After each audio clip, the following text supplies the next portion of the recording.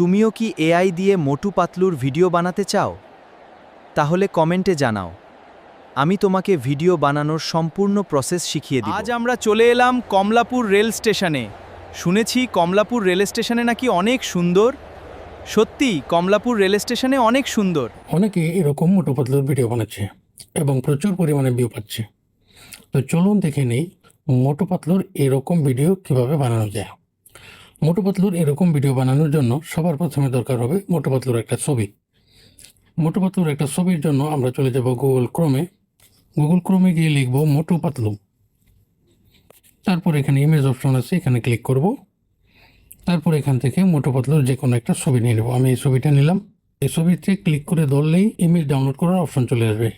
এই download image এখানে click করলেই ইমেজ ডাউনলোড হয়ে যাবে। মোটু পাতলুর ইমেজ ডাউনলোড করার পর এখন আমরা চলে যাব জেমিনাইতে। যদি আপনার জেমিনাই অ্যাপ ডাউনলোড করা না থাকে তাহলে প্লে স্টোর থেকে জেমিনাই অ্যাপ ডাউনলোড করে যে কোনো একটা ইমেল দিয়ে লগ ইন করে নেন।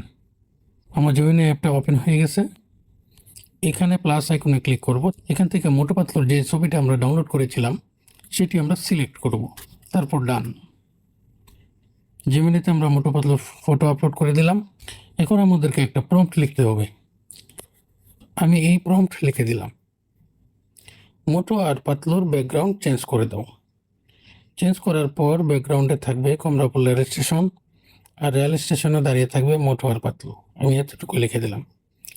এতটুকু লিখে আমি এই এরোতে ক্লিক করলাম। এখন আমার ছবিটি তৈরি হচ্ছে। কত সুন্দর মোটু পাতলুর একটা ছবি তৈরি করে দিয়েছে।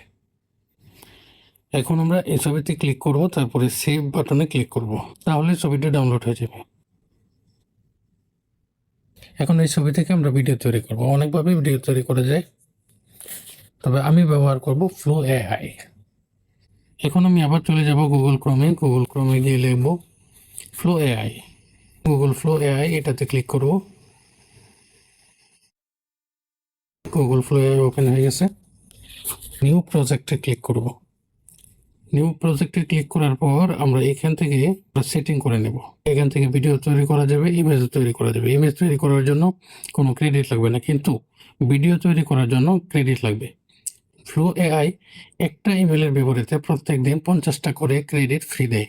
এখানে ইমেজ আছে, ভিডিও আছে। আমি ভিডিওতে ক্লিক করব, তারপরে এখানে ইনগ্রেডিয়েন্টে ক্লিক করব এবং রেশিওটা সিলেক্ট করে দেবো 9:16 অথবা 16:9। ইউটিউবের জন্য যে কোনোটার জন্য আমি সিলেক্ট করতে পারি। আমি সিলেক্ট করলাম 9:16।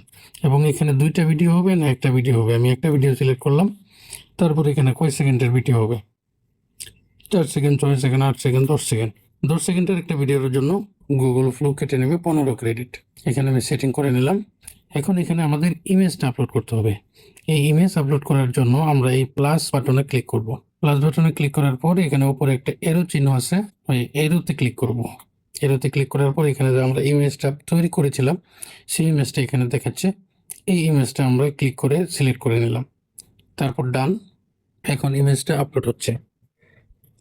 আমাদের ইমেজ আপলোড হয়ে গেছে। এখন আমাদের এখানে একটা প্রম্পট লিখতে হবে। আমরা কি লিখব? আমি লিখে দিলাম এই প্রম্পট। আপনারাও এভাবেই লিখবেন। বাংলা ডায়লগ। মোটু হাসি মুখে ক্যামেরার দিকে তাকিয়ে বলবে, তুমি কি এআই দিয়ে মোটু পাতলু ভিডিও বানাতে চাও? পাতলু হালকা হাসি দিয়ে বলবে, তাহলে কমেন্টে জানাও, আমি তোমাকে ভিডিও বানানোর সম্পূর্ণ প্রসেস শিখিয়ে দেবো। প্রম্পট দেওয়ার পর আমরা এই এরো বাটনে ক্লিক করব, তাহলে ভিডিও জেনারেশন শুরু হয়ে যাবে। আমাদের ভিডিওটি তৈরি হয়ে গেছে। এখন আমি ভিডিওতে ক্লিক করে দেখব ভিডিওটি কেমন বানিয়েছে। তুমিও কি এআই দিয়ে মোটু পাতলুর ভিডিও বানাতে চাও? তাহলে কমেন্টে জানাও। আমি তোমাকে ভিডিও বানানোর সম্পূর্ণ প্রসেস শিখিয়ে দিব। এখন এটা আমরা ডাউনলোড করে নেব। যদি আপনি মোবাইল দিয়ে ভিডিও বানান, ভিডিওটার উপরে চেপে ধরলেই ডাউনলোড করার অপশন চলে আসবে। ভিডিওটা ডাউনলোড করে নেবেন। দেখলেন তো কত সহজেই মোটু পাতলুর ভিডিও বানিয়ে ফেললাম। আপনারাও চাইলে এরকমভাবে মোটু পাতলুর ভিডিও বানাতে পারেন। আপনারাও যদি সহজ বাংলা ভাষায় এআই শিখতে চান তাহলে আমার চ্যানেলটি সাবস্ক্রাইব করতে ভুলবেন না।